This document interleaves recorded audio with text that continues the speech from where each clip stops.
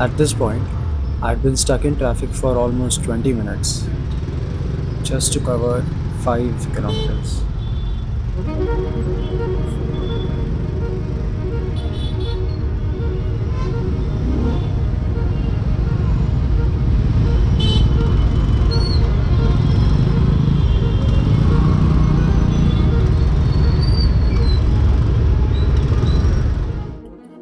So, if you've lived in India for any amount of time, I think you know pretty well that traffic is something that you cannot avoid over here. Minor accidents, potholes occurring overnight, are like an average Monday. Given that, India is a country where the climate throughout the year is on the warmer side. So, considering all of these factors, what I want to ask you is, would you still want to own a superbike in India?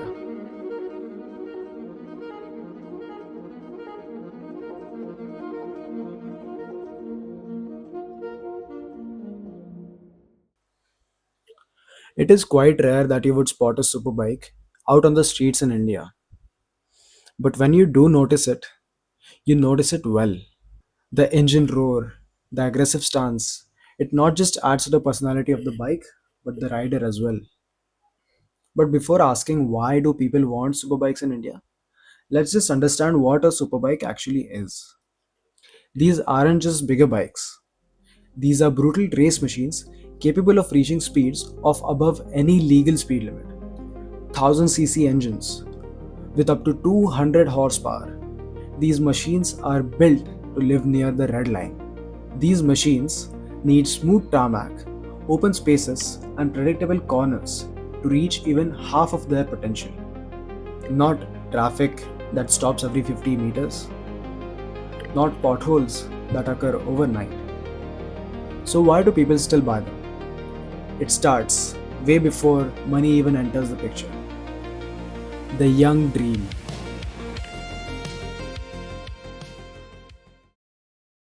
A lot of kids see these two-wheeled rockets on TVs or even posters, entering corners aggressively, the rider leaning on a particular side. It all sets a dream way early on in life. Then these machines can also be seen as a reward logic. Because mind you, these machines are not cheap. And I don't mean by just buying them, but living with them as well.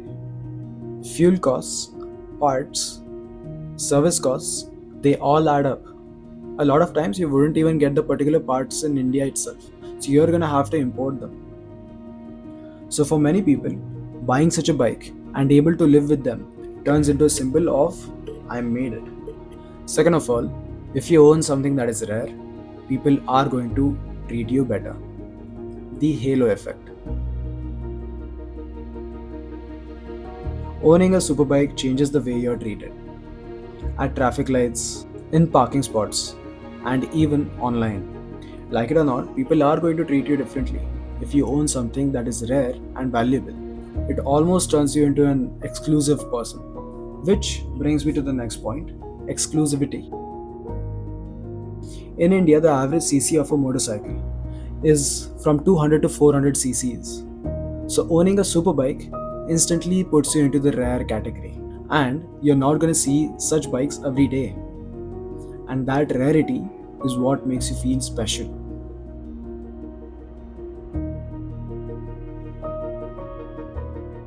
But now that I've talked about the major good points of owning a superbike, I would like to also talk about the downsides of owning one. You will get a lot of attention in all places, but you need to understand that not all of this attention is going to come in the positive sense. What I mean by that is people will become envious of you. People will assume things about you. What I mean by that is even if you have bought that machine from your own hard-earned money, some uncle at a traffic stop will be like, "Lo, aage businessman ki aulad." If something even goes wrong, even if you have not done anything wrong, you will be assumed to be at fault initially. I'm saying this from experience, and I don't even have a superbike. You will be stopped more often by the police. Paper checks will become a routine. With the rise of fake slip-on exhausts in the market, You can't really blame the police for doing their jobs.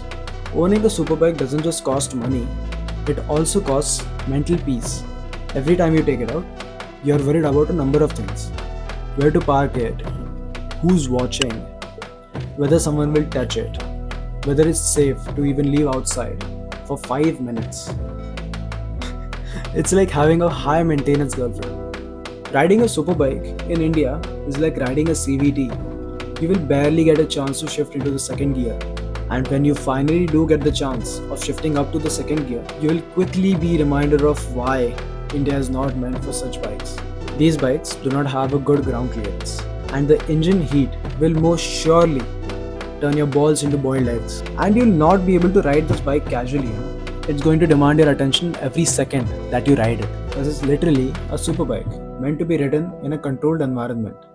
Life, roads, traffic, fear, responsibility, all of these factors add up. At some point, the bike stops being something that you ride and starts becoming something that you own. So, if this is the reality, what can be done to make things easier for everyone? Let's talk about the superbike owners first. Please understand that the bike's full potential is not meant for Indian roads. So please stop trying to get that validation from traffic pulls, revs, and attention, because that validation will last for 3 seconds, but the consequences will last for way longer. Stop yourself, not for you, but for the reputation of other superbike owners. When you do take your bike out, make sure you take it out in early mornings, out onto the open highways, where the environment is majorly controlled. Whenever you're riding, ride predictively, not aggressively. Just assume that no one on the street has seen you. Also, don't forget to invest in good riding gear, good tires, and maintain your bike regularly. Overall, I would just say that owning a superbike is just as much of ego control as that of throttle control. And most importantly, if you do own a superbike, do not forget to take it out onto the tracks. That's where you'll feel the actual magic of that bike. Now let's talk about from the second person perspective, as someone who sees the superbike owned by someone else. First of all, do not make assumptions. Just because it is loud does not mean that the owner is a reckless rider. Just because it is expensive doesn't mean that it's criminal money. If you see it parked somewhere, do not jump on it to see how it feels to ride one, unless you have the permission of the owner. What I mean by this is that you don't need to love superbikes. You just need to respect the bikes. The same way that you don't love buses or lorries, you just respect them. And majorly, what to do if you still want to buy them. Now let me say this, I'm not here to tell you whether to buy something or not. I'm just here to add something to your perspective and to make the streets a better place.